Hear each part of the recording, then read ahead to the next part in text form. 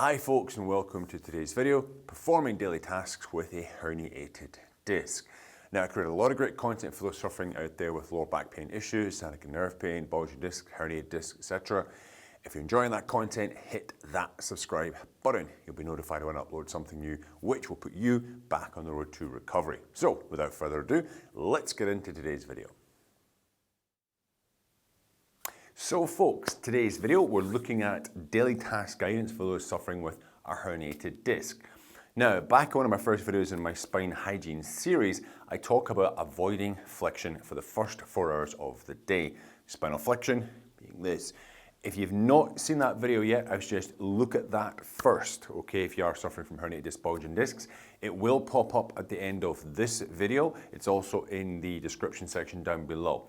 That goes into a lot more detail of why you want to avoid flexion for the first 4 hours of the day if you are a herniated disc, bulging disc sufferer.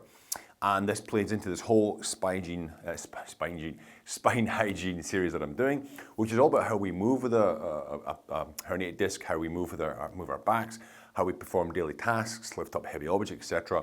Because it's those little daily changes you can make to your day, which will give us a large outcome, a large benefit. Because you can have the best rehabilitation program in the world, you go to it 3-4 hours a week. However, if you're not practicing good spine hygiene, those other 164 odd hours of the week, then it won't matter how good that rehabilitation program is, you're still going to suffer, okay? You're not going to heal properly. You've got to put the body in a position to heal itself, and that comes from behavioral change. So, I'm going to start with a couple of different things I'm going to talk about today. So typically, you get up in the morning, okay, you go about your day. Couple of things. Perhaps you go to the bathroom first, okay, and you brush your teeth, right? Now, if we imagine this is the sink here, okay, a lot of people, you just get up there, you stroll in, you're half asleep, and you're like, ugh, okay, you're kind of sagging down, brushing your teeth like so. Not good spine awareness, not good spine hygiene. We want to use the sink or the wall, whatever it could be, as a support, yeah? So I'm going to walk up, pretend this is my sink here, my toothbrush. I want to put one hand on the sink, okay? I want to hip hinge. I talked about that in the last video. That's also down in the description below. You can go check out hip hinging and squatting. I want to hinge my hips back, keep my back nice and flat and straight, and use the sink as support. I can put my weight on here, which takes some of the stress off my lower back, and I can avoid flexing forward. I can brush my teeth, okay? Finish up, I can go about my day. Now, same thing when you go in to the bathroom, the kitchen, sorry, and you're doing stuff at the sink there, use support, okay? Now, you go to leave the house, you put your shoes on. Again, a lot of us, you know, we just bend over and put the shoe on, okay? Flexing our spine forward, it's really, you know, important. If you are a herniated disc, bulging disc sufferer, you try to avoid that flexion in the first thing in the morning because your disc is fully hydrated. There's more chance material will be pushed backwards through cracks in your disc area, which can cause more sciatica pain, more back pain issues. So I want to teach you how to put your shoes on correctly. Now, what you want to hopefully have is maybe the shoes are on a step, or we're going to be sitting down putting them on.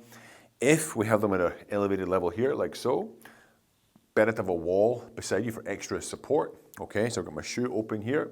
You come up close to the shoe, yeah, and we can pick one leg up. We can place the foot in. I've got my support here. When I go down to, you know, put my foot in, I don't bend forward.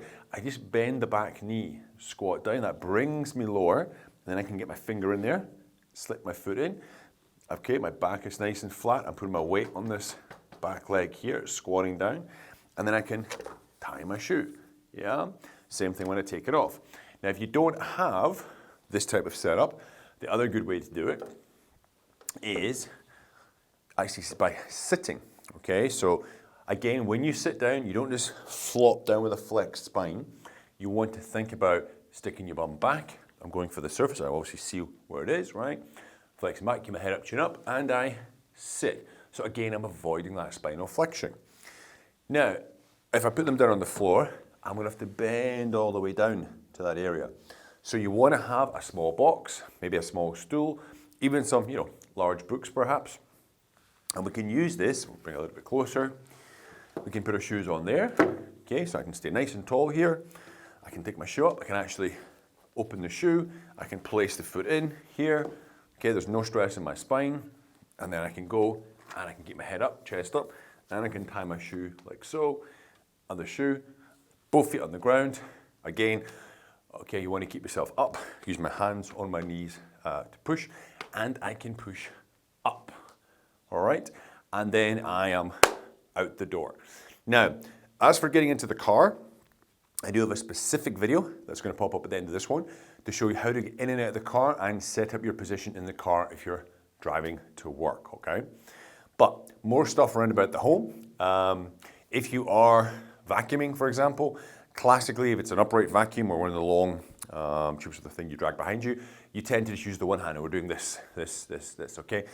A lot of rotation in the spine, a lot of one-sided work. So if you are vacuuming, and it's the upright vacuum, two hands stand behind the vacuum and you're pushing it this way. So you're using your body weight, your body motion to push it. You're not flexing the spine or rotating the spine. The same goes for the drag vacuums you get behind you, okay? Again, move, okay, the sucking tube around. All right, keep it close to the body. Don't be swinging out with one hand, leaning over like this. It might not seem that stressful when you're leaning forward like this, but that action will put some stress on that lower back region, which if it is injured and you've got some cracks, fissures, potentially annulus tears, it's not encouraging good healing, okay?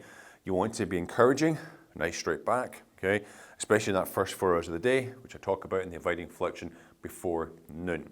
So there's a couple of simple little guidelines there for basic, simple daily tasks that you might undergo first thing in the morning, all right? Guys, listen, if you're struggling with lower back pain problems, you've got questions, you can hit me up in the comment section down below. My email is also down there in the description section. Ping me an email or try my best to give you some good advice. Okay, folks, hope you enjoyed the video. Please like, share, subscribe, and I'll see you next time. Have a great day.